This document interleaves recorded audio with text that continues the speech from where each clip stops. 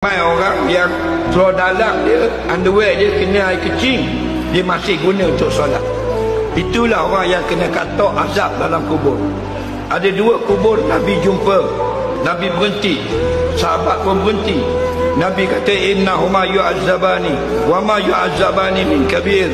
Kedua mayat ini sedang kena azab, bukanlah azab dosa yang besar sangat pun. Amma ahaduhuma, adapun salah satu mayat ini la yastanzih anil bauli, dia kencing tapi basuh tak betul. Nampak lagi? Kencingnya terbasuh tak cuci, atau air kencingnya kata ulama kena peha dia atau kena pakaian. Termasuk yang kerja kerja pejabat, bang, kena di underwear kencing, lepas tu zuhur semayang. Faham lagi?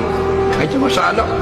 Dan ada hadis yang lain Nabi kata tanazzahu anil bauli fa in amata azabil qabri minhu, basuhlah betul-betul daripada air kencing kamu, kerana ramai yang kena azab dalam kubur sebab kencing.